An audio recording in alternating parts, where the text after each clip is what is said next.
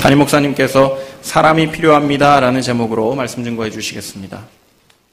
이 시간 우리 믿음의 고백을 하나님께 드림으로 말씀 앞에 나가도록 하겠습니다. 하나님 나를 사랑하신다.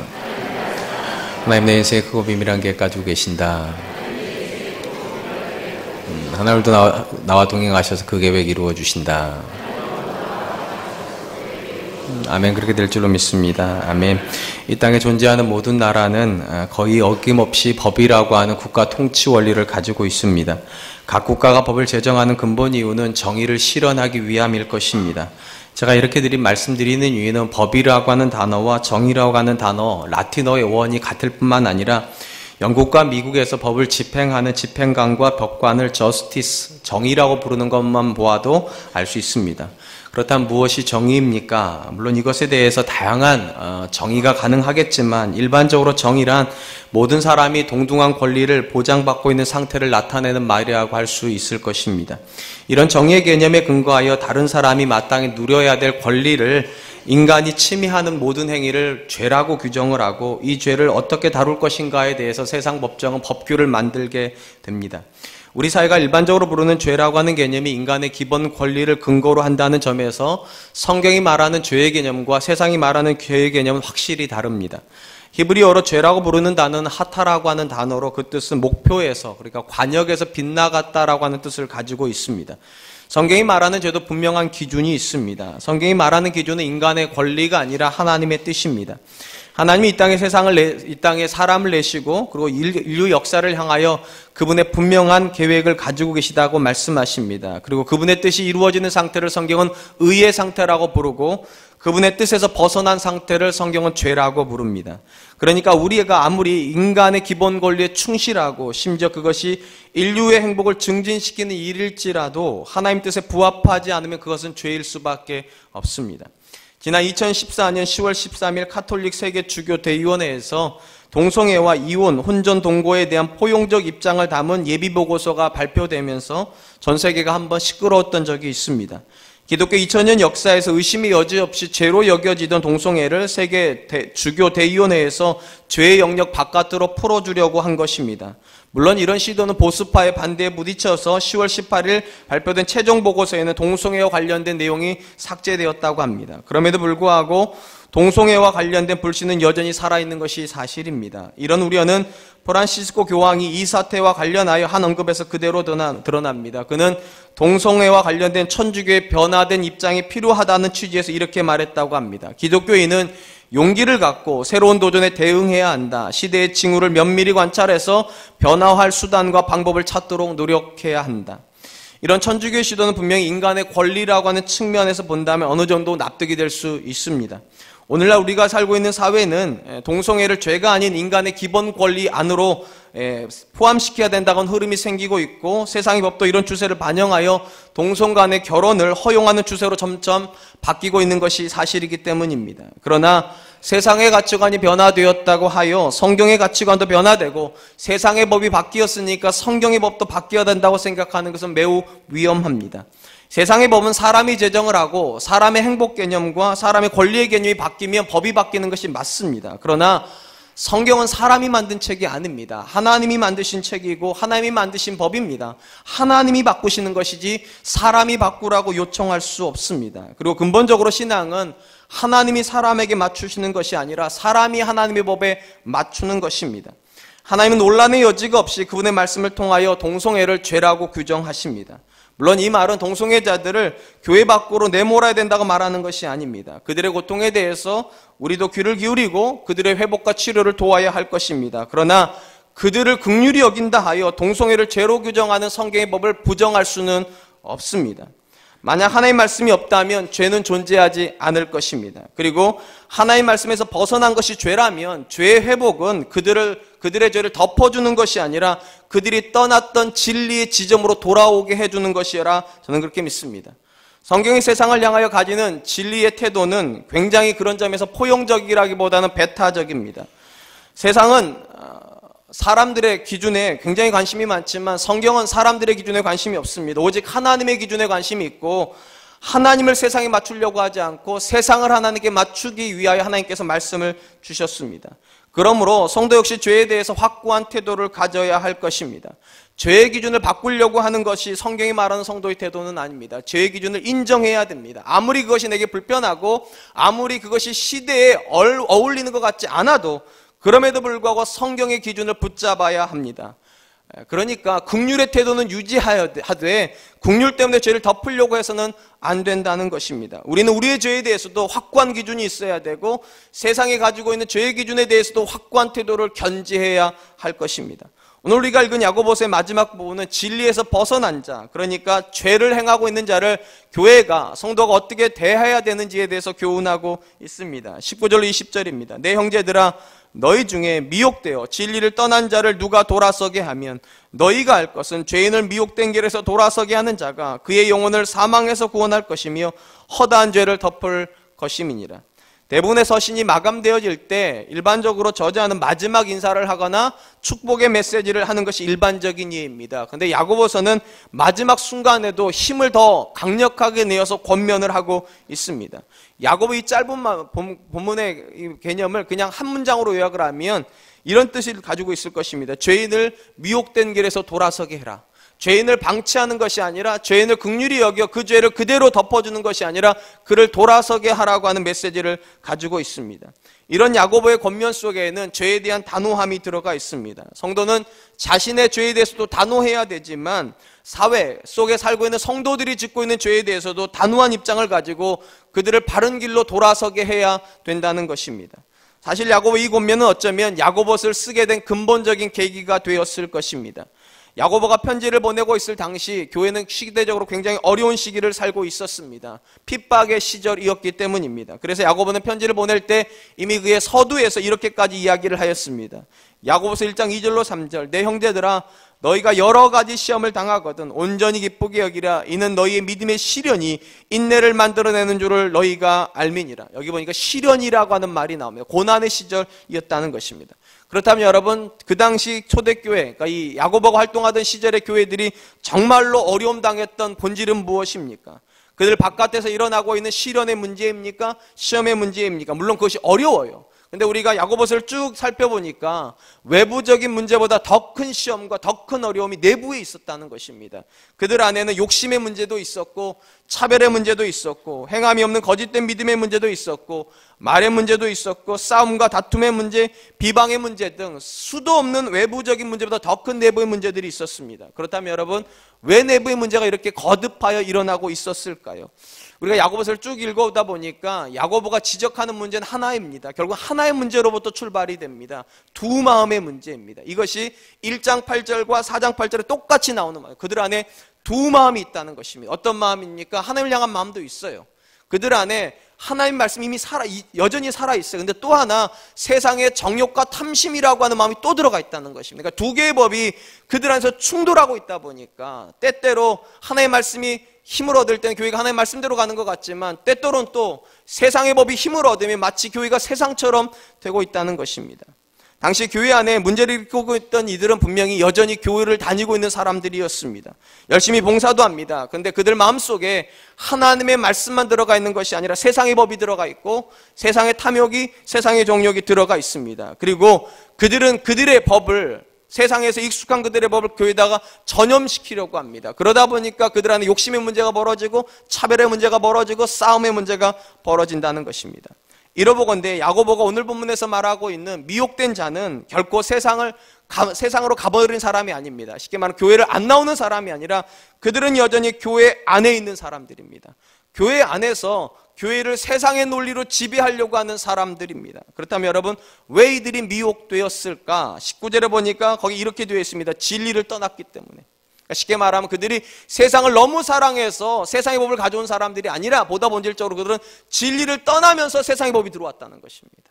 진리 안에 있었으면 세상의 법이 그들을 다스리지 못했을 터인데 그들이 진리를 떠나는 순간에 세상이 그들을 다스리기 시작했다는 것입니다. 사랑하는 성도 여러분, 야고보가 말하는 미혹된 길로 간 사람들은 교회를 떠난 사람이 아니라는 것에 주목할 필요가 있습니다. 미혹된 사람들은 여전히 교회 안에 있습니다. 저일 수도 있고 여러분일 수도 있고 우리일 수도 있습니다. 그들은 여전히 교회 안에 있지만 그리고 예배도 드리지만 봉사도 하지만 그들의 마음을 지배하는 건 두 마음입니다. 하나님의 말씀도 있고 세상도 있습니다. 그리고 무엇을 전염시키려고 하는가? 말씀을 전염시키는 것이 아니라 세상을 전염시키려고 합니다. 세상과 똑같은 집단을 만들려고 합니다. 그런데 정말로 심각한 문제는 이렇게 문제를 일으키고 있는 사람들이 자신들이 미혹됐다는 사실을 모른다는 사실입니다. 왜 모를 수 있을까? 이유는 매우 간단합니다. 그들이 교회를 떠나지 않고 교회 안에 있기 때문입니다. 그러니까 교회를 다니니까 자기들은 진리 안에 있다 생각하는 겁니다. 나는 진리 안에 있다. 우리는 진리 안에 있다. 그렇게 생각을 한다는 것입니다. 그리고 더 심각한 문제는 그들은 자기 자신을 다른 사람보다 성숙한 사람이라 생각을 합니다. 그리고 다른 사람을 향하여서 틀렸다라고 이야기를 합니다. 성경이 말하는 성도는 결코 교회를 등록하고 있는 사람도 아니고 심지어 매주일마다 예배를 드리고 봉사하고 있는 사람들도 아닙니다. 성경이 말하고 있는 성도는 하나님의 말씀 안에 있는 사람이고 하나님의 말씀이 그를 다스리고 있는 사람입니다. 이것이 성경이 말하는 성도입니다. 그렇다면 왜 야고보는 교회를 떠난 사람이 진리를 떠난 사람이라고, 교회를 떠난 사람이 아니라 진리를 떠난 사람에 미혹된 사람이라고 그렇게 정의를 할까요? 이미 그가 야고보서 안에서 성도에 대한 정의를 내렸기 때문입니다. 누가 성도인가? 야고보서 1장 21절에 보니까 이런 말이 나옵니다. 그러므로 모든 더러운 것과 넘치는 악을 내어버리고 너희 영혼을 능히 구원할 바 마음에 심어진 말씀을 온유함으로 받으라. 여기 보니까 구원받은 사람, 성도는 그냥 고백하는 사람이 아니라 하나님께서 그 마음속에 심어놓은 말씀을 온유함으로 받는 사람, 쉽게 말하면 그 말씀에 대한 거부하지 않고 그 말씀이 나를 다스리도록 허용하는 사람이라는 것입니다. 그러니까 단순히 교회만 다니고 있는 사람도 아니고 봉사를 하고 있는 사람이 아니고 그 말씀이 그 안으로 들어가서 그를 다스리고 있는 사람이 성도입니다. 그렇기 때문에 진리에서 빗나간 사람은 미혹된 것입니다. 교회를 다니고 있어도 하나님의 말씀이 저와 여러분을 다스리고 있지 않으면 우리는 미혹된 사람이라는 것입니다. 이런 관점은 정확하게 예수님의 관점과 일치합니다. 여러분, 예수님께서 비유를 말씀하실 때 가장 먼저 말씀하신 비유가 어떤 비유입니까? 네밥 비유입니다. 일반적으로 우리가 씨 뿌린 자의 비유라고 말하는 그 네밥 비유가 첫 번째 비유입니다. 여기는 4개의 밭이 나옵니다. 하나는 길가고 또 하나는 돌밭이고 또 하나는 가시밭이고 또 하나는 좋은 밭입니다. 이 4개의 밭은 결국 4개의 성도라고 부를 수 있을 겁니다. 근데 여러분, 정말 성격적 관점에서 보면 이 4개의 밭 중에 진짜 성도는 누구입니까? 좋은 밭에 있는 사람, 좋은 밭인 성도가 진짜 성도입니다. 그리고 이 좋은 밭에 대해서 누가복음 이렇게 특징을 설명합니다. 누가복음 8장 15절, 좋은 땅에 있다는 것은 착하고 좋은 마음으로 말씀을 듣고 지키어 인내로 결실하는 자니라. 야고보는 구원받은 성도의 특징을 말씀을 온유함으로 받는 사람이라고 말을 하고 있고, 예수님은 그 사람의 특징을 착하고 좋은 마음으로 말씀을 듣고 지키어 인내하는 자라고 말을 하고 있습니다. 개념이 똑같습니다. 누가 성도입니까? 교회 다니는 사람이 성도가 아니라는 거예요. 하나님의 말씀에 반응하고 있는 성도가 성도라는 것입니다. 하나님의 말씀이 그 마음에 들어가서 그 말씀이 자라서 결국 그 사람을 지배할 수 있는 사람, 그 말씀 안에 그 사람이 들어가 있는 사람, 그 사람이 성도라는 것입니다. 야고보는 이런 분명한 성도에 대한 개념을 가지고 교회에 와가지고 앉아있는 사람이 성도가 아니고, 교회를 떠나간 사람이 미혹된 사람이 아니고, 교회를 다닐지라도 심지어 봉사할지라도 그 말씀에서 빗나가고 있는 사람이라면, 그 말씀이 그를 다스리지 못하고 있는 사람이라면 그는 미혹된 사람이라 그렇게 이야기하는 것입니다. 그렇다면 여러분, 함께 신앙생활하는 성도들 중에 누군가가 진리에서 떠나 미혹된 사람이라면 우리는 어떻게 해야 되겠습니까? 묵인해야 됩니까? 그는 그의 신앙생활을 하고 나는 나의 신앙생활을 하는 거지, 내 신앙 건사하는 것도 힘든데 내가 그 사람에게까지 뭐라 할 수 있나? 그래야 되는 겁니까? 야고보는 그렇게 말하지 않습니다. 그를 진리 가운데로, 그를 돌이켜야 된다고. 너희 중에 미혹된 되어 진리를 떠난 자를 누가 돌아서게 하면 돌아서게 해야 된다는 것입니다. 일단 다시 한번 질문하겠습니다. 어떻게 하는 것이 돌아서게 하는 것입니까? 답은 아주 간단합니다. 그가 떠난 지점으로 돌아오는 것입니다. 교회를 다시 나오는 것도 아니고요, 봉사를 다시 시작하는 것도 아니고, 그가 떠났던 지점이 말씀이기 때문에 말씀으로 돌아오는 것이 돌아오는 것입니다. 우리 일반적으로 회개에 대한 개념에 대해서 많이들 오해하고 있는 부분이 있는 것 같습니다. 여러분은 무엇을 회개라고 생각하십니까? 뉘우치는 것입니까? 만약 뉘우치는 것이 회개라면 그건 후회일 것입니다. 내가 잘못 살았지, 내가 그때 잘못했지. 근데 여러분, 성경은 회개를 절대로 뉘우침의 개념이랑 연관시키지 않습니다. 물론 회개의 출발점은 뉘우침입니다. 내가 잘못했다는 걸 인정해야 됩니다. 근데 여러분, 그게 회개는 아니에요. 돌아서야 됩니다. 어디로요? 내가 떠났던 지점으로요. 원래 있어야 되는 지점이 있습니다. 말씀이 지점이 있는데 거기서 떠난 거예요. 그러면 회개한다는 그 지점으로 돌아와야 되는 것입니다. 남편을 내가 말씀대로 말씀에 말하는 것처럼 순종해야 되는데 내가 순종하지 않아서 죄를 지었다면 순종하는 지점으로 돌아와야 됩니다. 자녀들을 말씀으로 양육해야 되는데 양육하지 못하여 내 자녀가 잘못되었으면 그 말씀의 지점으로 돌아와야 되는 것입니다. 거기까지가 회개입니다. 제가 이렇게 말씀드린 이유가 있어요. 이 회개에 대해서 가장 정확하게 우리 개념을 제시한 사람이 한 사람이 있습니다. 바로 호세아라고 하는 선지자입니다. 그가 그의 선지서에서 이런 이야기를 합니다. 호세아서 14장 1절로 2절. 이스라엘아, 내 하나님 여호와께로 돌아오라. 내가 불의함으로 말미암아 엎드러졌느니라. 너는 말씀을 가지고 여호와께로 돌아와서 아뢰기를 모든 불의를 제거하시고 선한 발을 받으소서. 우리가 수송아지를 대신하여 입술의 열매를 주께 드리리이다. 호세아 선지자가 활동하던 시절에 이스라엘은 우상 숭배가 굉장히 극심했습니다. 바알과 아세라를 섬겼습니다. 저들은 하나님을 떠나갔습니다. 그러니까 호세아가 뭐라고 외칩니까? 이스라엘아, 너희 하나님 여호와께 돌아오라고. 돌아와야 된다라고 이야기를 합니다. 그럼 뭐 어떻게 하는 것이 돌아오는 것입니까? 바알과 아세라에게 드렸던 수송아지를 가져와가지고 하나님께 드리는 게 돌아오는 것입니까? 예배의 대상을 바꾸는 것입니까? 호세아가 그렇게 말하지 않아요. 뭐라고 말하나? 굉장히 중요한 말을 해요. 너는 말씀을 가지고 여호와께 돌아오라고. 말씀을 가지고 돌아오랍니다. 왜요? 그들은 말씀에서 떠나갔거든요. 예배의 대상을 바꾸는 문제, 그 정도의 문제가 아니라 그들 안에 말씀이 없다는 거예요. 말씀을 안 산다는 거예요. 그럼 뭐가 회개냐? 떠나갔던 그 말씀의 자리로 돌아와야 된다는 거예요. 그 말씀이 그들을 다스리는 지점으로 돌아와야 그들이 돌아오는 것이라는 것입니다. 이 말이 사실이라면 그들이 아무리 많은 수송아지를 하나님께 드릴지라도 그들이 하나님의 말씀을 여전히 외면하고 있다면 그들은 아직 돌아온 거 아닙니다. 그들의 예배가 아무리 화려하고 아무리 봉사를 많이 할지라도 그들이 하나님의 말씀에 지배를 받고 있지 않다면 그들은 아직 돌아오고 있는 게 아니. 호세아가 말해요. 너희는 말씀을 가지고 돌아오라고. 요즘 말로 말하면 삶을 가지고 돌아오라는 거예요. 하나님께서 받으실 만한 삶의 고백을 가지고 오라고. 그 말씀이 너를 다스렸을 때 어떤 부부관계가 되는지, 어떤 부모 자녀 관계가 되는지, 어떤 사업의 모습이 되는지, 어떤 사회생활이 되는지 가지고 오라는 거예요. 그걸 가지고 하나님께 와야 돌아오는 거라고. 말씀의 자리로 돌아와야 된다. 그러므로 사랑하는 성도 여러분, 회개의 본질은 무엇입니까? 돌아가는 것입니다. 어디로 돌아가는 것입니까? 말씀으로 돌아가는 거예요. 그 말씀이 여러분을 다스리고 있어야 회개한 겁니다. 그 말씀을 따라 여러분의 부부관계가 달라져야 회개한 겁니다. 그 말씀을 따라 여러분과 자녀의 관계가 달라져야 회개한 겁니다. 우리와 하나님 관계가 달라져야 회개한 것입니다. 또 이 본문 말씀에서 굉장히 유념해야 될 부분이 있습니다. 호세아가 지금 굉장히 독특한 이야기를 하나 있습니다. 말씀으로 돌아와야 된다. 그러면 여러분, 누군가가 말씀으로 돌아왔다는 것은 어떻게 한다는 것입니까? 그리고 말씀으로 돌아온 사람도 어떻게 예배를 드립니까? 그게 14장 2절 하반절에 보니까 이런 말씀이 있습니다. 우리가 수송아지를 대신하여 입술의 열매를 주께 드리리이다. 여기 보니까 수송아지로 예배를 하는 것이 아니라 뭐로 예배한다고요? 입술의 열매로 예배를 한답니다. 이건 정확하게 지난주 우리가 보았던 야고보서 개념과 똑같습니다. 여러분, 하나님의 임재를 경험하기를 원하는 사람, 지난주에 3가지 해야 된다고 그랬습니다. 첫 번째 게 무엇이었습니까? 가장 중요한 첫 번째 거. 입술이 깨끗해야 된다고 그랬습니다. 맹세하지 말아야 된다고. 하나님의 임재를 경험하려고 하는 사람은 지금 내 옆에서 하나님이 내가 하시는 모든 말을 듣고 계신다는 이 개념 속에서 내 입술에 파수꾼을 세우는 사람이라고 그랬습니다. 지금 호세아도 똑같이 얘기를 합니다.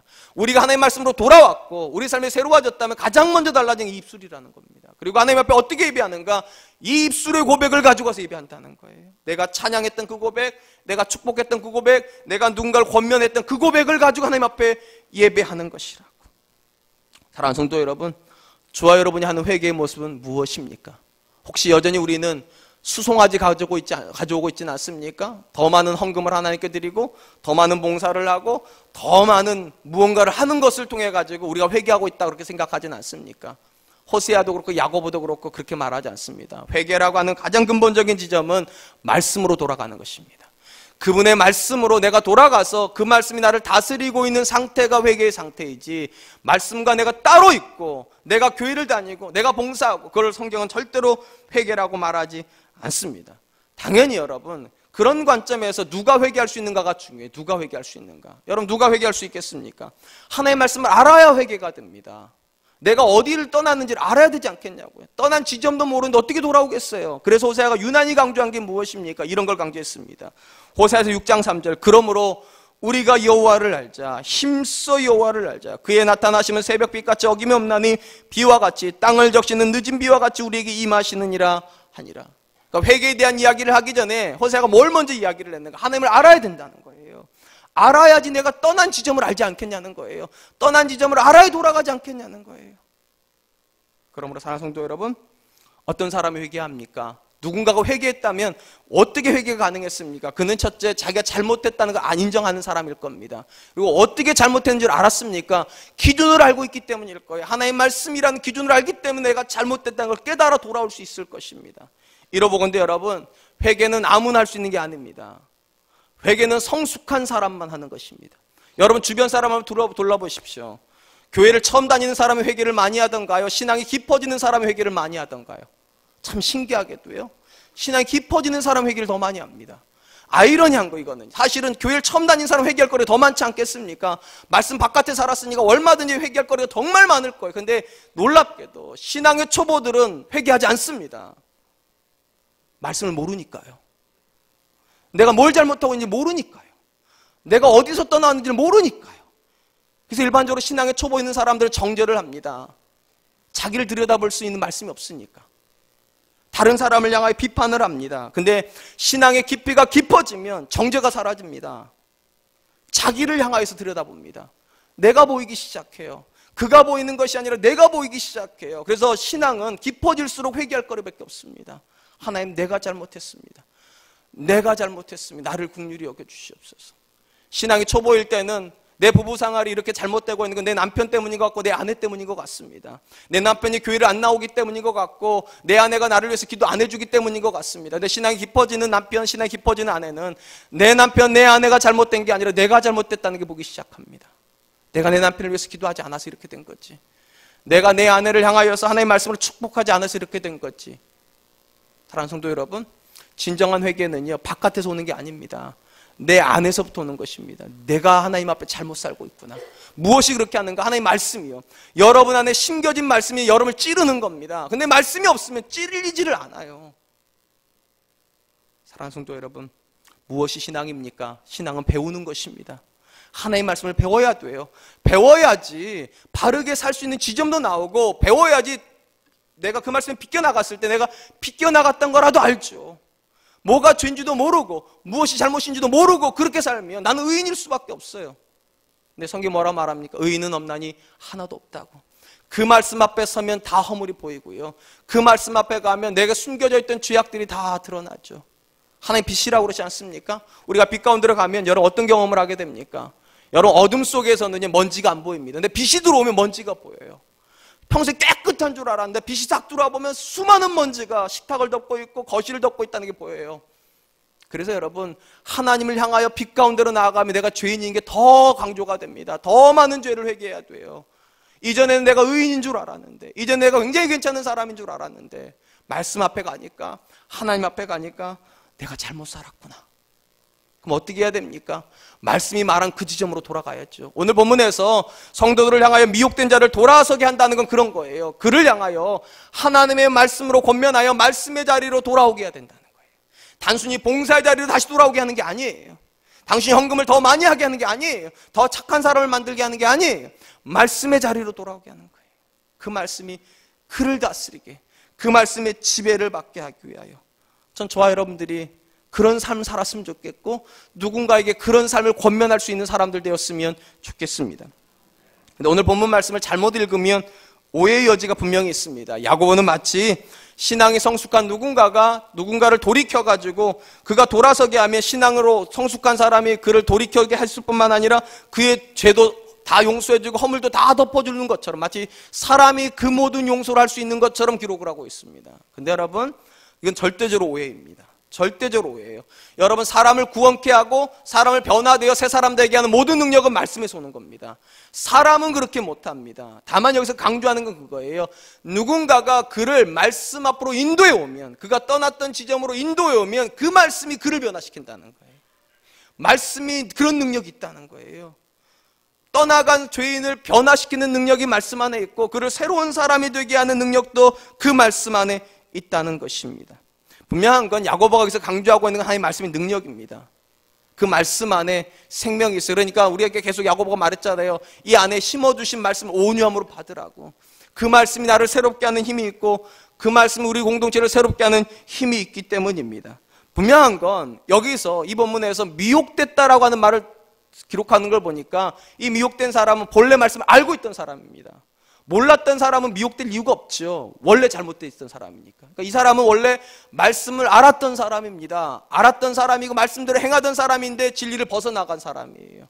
근데 지금 야고보 하는 말이 그것입니다. 그 사람 안에 있는 말씀은 이 사람을 변화시키는 능력이 있다는 거예요. 근데 문제는 이 말씀이 이 사람을 두드리지를 못한다는 겁니다. 우리가 성경에 보면 강팍해진다는 표현 쓰지 않습니까? 처음에는 말씀이 나를 두드려요. 그래서 회개도 해요. 그런데 점점 강팍해지면 말씀이 못 두드립니다. 이 강팍하다는 말이 두꺼워진다는 뜻이에요. 여러분, 얇아야지만 느낌이 오잖아요. 굳은 살에 베기면 웬만한 건 두드려 느낌도 안 오는 거예요.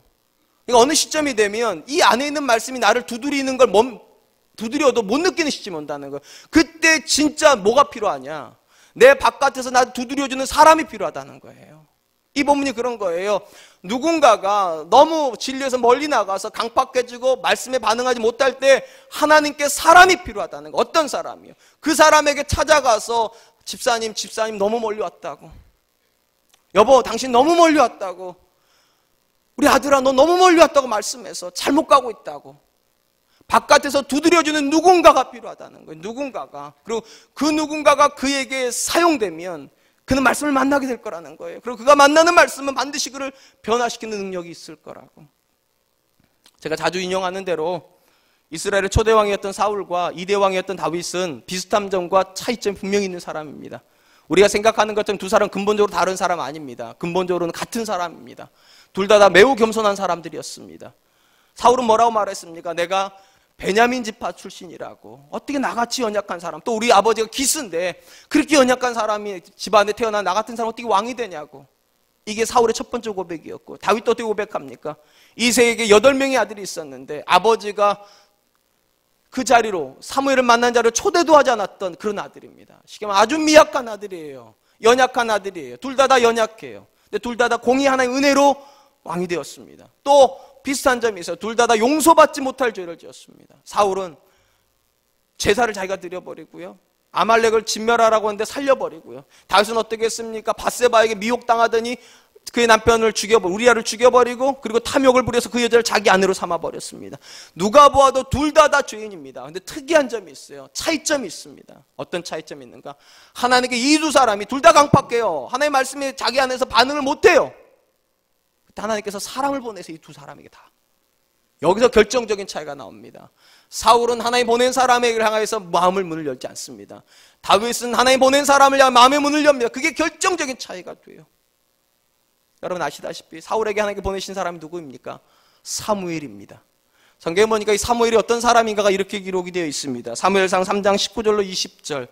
사무엘이 자라매 여호와께서 그와 함께 계셔서 그의 말이 하나도 땅에 떨어지지 않게 하시니 단에서부터 부엘세바까지 온 이스라엘이 사무엘은 여호와의 선지자로 세우심을 받은 줄을 알았더라. 정말 놀라운 선지자예요. 그 입에서 나가는 말이 하나도 땅에 떨어지지 않았답니다. 여러분 성경에 보니까 하나님 말씀은요 절대로 땅에 떨어지지 않습니다. 1.1핵도 땅에 떨어지지 않다고 그러잖아요. 하나님의 말씀입니다. 쉽게 말하면 사무엘이 마치 하나님과 같은 그런 위대한 삶을 살았다는 거예요. 한마디도 땅에 떨어지지 않았다. 다 성취가 됐다.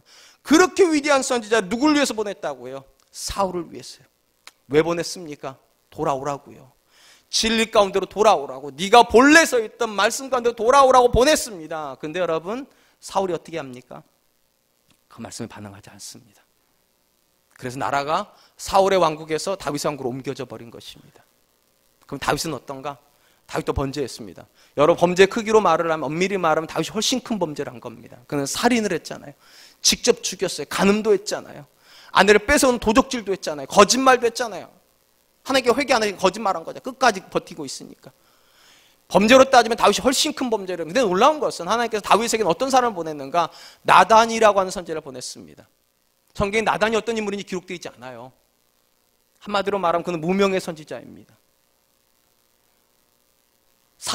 사울에게 보냈던 사무엘에게 비교해보면 이건 너무 약한 사람을 보냈어요. 너무 미약한 사람을 보냈어요. 근데 놀라운 것은 나단이 가가지고 다윗에게 말하죠. 바로 그 사람이 당신이라고. 범죄한 사람이 바로 당신이라고. 그때 어떤 일이 벌어집니까? 다윗이 회개를 합니다. 이 마음에서요, 굳은 살이 잔뜩 껴가지고 말씀에 반응하지 못했던 사람이 바깥에서 나단 선지자가 그 인생을 두드려주자 이 안에 있던 말씀이 깨어났어요. 그리고 그를 찌르기 시작했어요. 회개가 일어났어요. 그래서 어떤 일이 벌어졌는가? 성경에 보니까 다윗이 쓴 시편, 이 밧세바를 범하고 쓴 시편 중에 하나가 6편입니다. 시편 6편이에요. 시편 6.8절에 이런 6편 6절에 이런 구절이 있습니다. 내가 탄식함으로 피곤하여 밤마다 내 눈물로 내 침상을 띄우며 내 요를 적신하이다. 성경에 보니까 다윗이 일주일간 금식하면서 기도하잖아요. 울며 기도합니다. 베갯잎을 적십니다. 베갯잎을 적시는 거 모자라가지고 얼마나 많이 울었던지 침상이 둥둥 떴답니다. 이거 은유법이고 과정법이죠. 얼마나 그가 많이 하나님 앞에 통회자고 보고 그랬으면, 얼마나 그가 많이 하나님 앞에 회개했으면. 근데 여러분, 다윗이 어떻게 회개한 겁니까? 이 안에 양심의 가책을 받은 겁니까? 그 안에 심겨둔 말씀이 반응한 겁니까? 맞아요. 반응한 건 맞아요. 근데 여러분, 거기에 중요한 단서가 하나 있어요. 하나님이 보낸 사람이 있어요. 나단이라고 하는 사람이 있었어요. 그래서 그가 변화되었어요. 사랑하는 성도 여러분, 사울과 다윗은 공통점이 있다니까요. 둘 다 실패한 사람입니다. 인간적으로 굉장한 깊은 수렁에 빠진 사람입니다. 둘 다 하나님께서 사람을 보낸 사람입니다. 엄밀히 말하면 사울의 가능성이 더 큽니다. 위대한 선지자가 갔으니까. 근데 사울은 실패했습니다. 다윗은 사실 성공할 가능성이 매우 부족해. 왜냐하면 무명의 선지자가 갔으니까. 근데 놀라운 것은 이 무명의 선지자에게 반응한 다윗이에요. 그게 진짜 실력이에요. 하나님께서 여러분들에게 사람을 보내실 겁니다. 반드시 그러실 거예요. 하나님께서 정말로 여러분을 하나님의 자녀로 삼으신 게 맞다면 여러분이 잘못된 길로 갈 때 사람을 보내실 거예요. 뭐가 진짜 실력인가? 반응하는 거예요. 그 말씀 앞에 반응하는 거예요. 집사님 잘못 가고 있다. 집사님 아무리 생각해봐도 이건 말씀대로 되는 것 같지 않다고. 그때 반응해야 됩니다. 사랑하는 성도 여러분, 한번 스스로에게 물어보시기 바랍니다. 여러분 주위에는 하나님께서 여러분에게 보낼 만한 사람이 있습니까? 여러분이 잘못된 길로 갈 때 하나님께서 말씀 가운데서 보내줄 만한 사람이 있습니까? 여러분 남편이 잘못 갈 때 하나님께서 여러분, 여자분, 아내분들을 보낼 만 하십니까? 그 아내분이 가가지고 여보, 아무리 내가 기도해봐도 당신은 잘못 가고 있는 것 같다 할 때 내 아내가 하는 말이라면 내가 들어야지. 이 여자는 기도하는 여자니까, 이 여자는 말씀에 순종하는 여자니까 그럴 만한 사람입니까? 아내가 잘못된 길로 갈 때, 특별히 아내가 자녀들을 말씀대로 양육하지 않을 때 남편이 여보, 아무리 생각해봐도 당신 말씀대로 자녀를 양육하는 것 같지 않을 때 여러분 아내가 혹시 이렇게 말하지 않습니까? 돈이나 벌고 와. 애는 내가 키울 테니까. 그런 사람은 아닙니까? 하나님께 사람이 필요해요. 사람이 필요해요. 많은 경우는 하나님께 이 안에 심겨둔 말씀이 두드릴 거예요. 근데 어느 시점이 지나고 나면 이 말씀에 반응을 못할 때 하나님께 사람이 필요해요. 당신에게 보낼 사람이 필요해요. 여러분 주변에 그런 사람이 있습니까? 누구를 보내시겠습니까? 하나님이. 여러분과 같은 사람은 못 보냅니다. 성숙한 사람이 가야 됩니다. 말씀에 서 있는 사람이 가야 됩니다. 말씀이 다스리고 있는 사람이 가야 됩니다. 문제는 그런 사람이 내 주변에 없다면 나는 변화의 가능성이 없다는 겁니다. 한번 생각해 보세요. 내가 잘못된 길로 갈 때 누가 올까요? 여러분 아내가 올만 합니까? 하나님 보낼만 합니까? 여러분 남편은 보낼만 합니까? 여러분의 부모는 자녀에게 보낼만 합니까? 여러분 성도들은 목사에게 보낼만 합니까? 안 믿으시겠지만 제가 우리 교회 부교육자들 부를 때요, 제가 우리 교회로 사역하라 할 때 제가 그런 이야기를 했어요. 내가 잘못 가면 내 멱살을 잡으라고. 그게 나를 도와주는 거라고. 사랑하는 성도 여러분, 하나님께도 사람이 필요합니다. 하나님이라고 무한정 일하시는 게 아니에요. 하나님도 사람을 통해서 일하세요. 특별히 어떤 사람이요? 보낼 만한 사람이요. 하나님의 임재로 충만하고 그 말씀에 다스림을 받아 그 사람이 가서 말을 하면 들어줄 만한 사람이에요. 근데 여러분 보세요. 사무엘에 가도 사울은 실패해요. 그러니까 100% 성공하는 건 아니에요. 근데 여러분 나단이 갔는데 다윗은 성공했어요. 가능성이 있다는 거예요. 가능성이 있어요. 여러분 남편에게 기도하는 아내는 가능성이에요. 여러분의 아내에게 말씀에 순종하는 남편은 가능성이에요. 여러분 자녀들에게 말씀의 다스림을 받고 있는 부모는 가능성이에요. 하나님께로 돌아올 수 있어요. 근데 문제는 내 주변에 그 사람이 없으면, 내 주변에 그 믿음의 사람이 없으면, 내 주변에 그 말씀의 다스림을 받는 사람이 없다면 돌아올 가능성은 없어요. 혹시 여러분 주변에 그런 사람이 있다면 꼭 부탁하세요. 집사님, 내가 잘못 가면 빨리 와서 나를 꾸짖어줘. 집사님 생각에 내가 말씀에서 빗나가는 것 같으면 빨리 와서 나를 꾸짖어줘. 그런 사람이 있는 게 복입니다. 일단 여러분께 당부드리고 싶습니다. 여러분들이 그런 사람 되십시오. 여러분 남편에게 갈 수 있는 아내 되십시오. 여러분의 아내에게 갈 수 있는 남편 되십시오. 여러분의 자녀에게 하나님 보낼 수 있는 그런 부모 되십시오. 그런 자녀들은 복이 있는 줄로 믿습니다.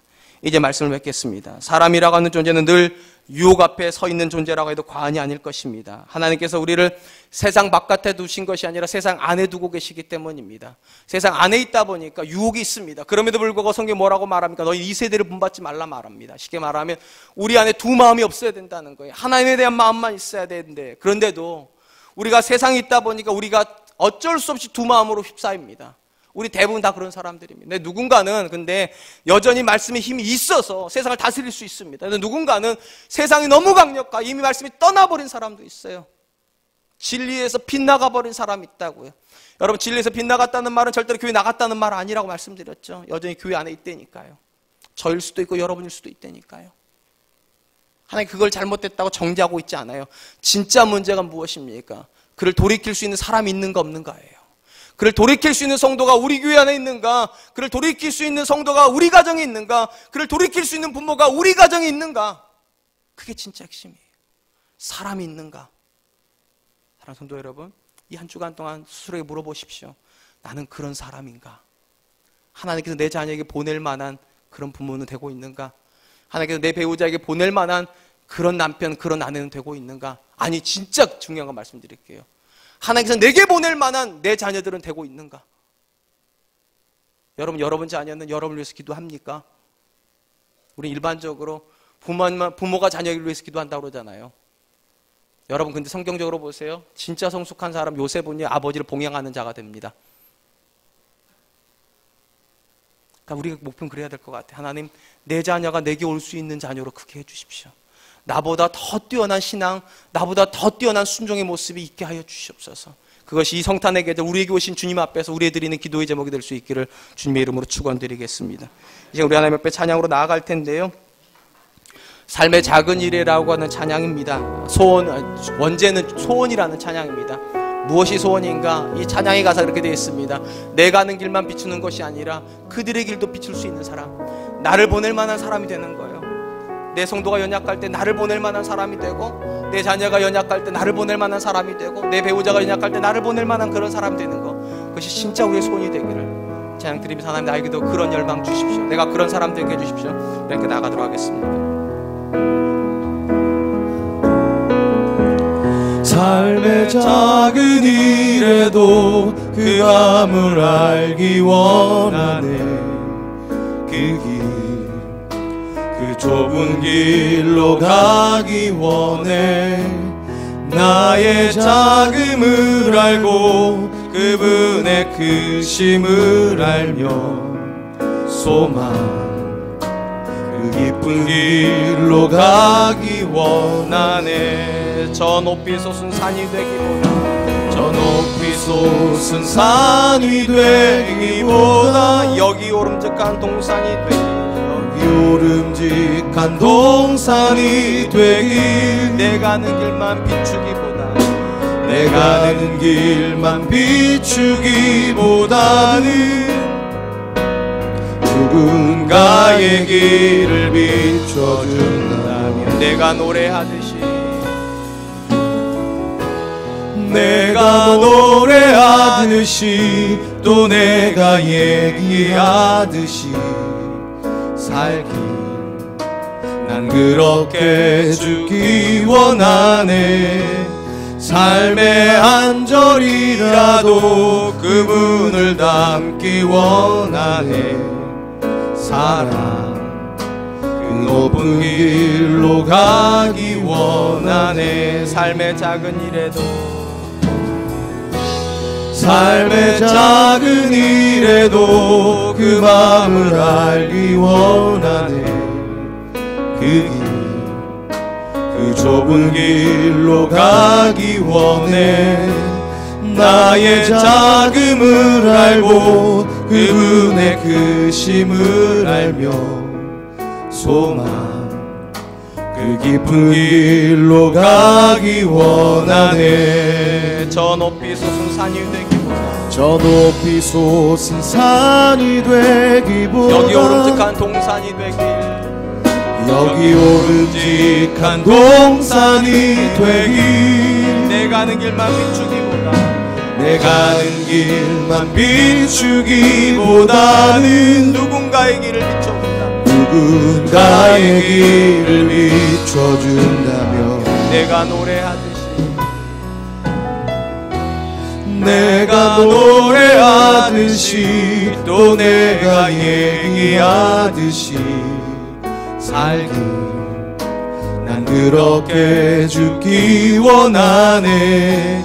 삶의 한 절이라도 그분을 닮기 원하네.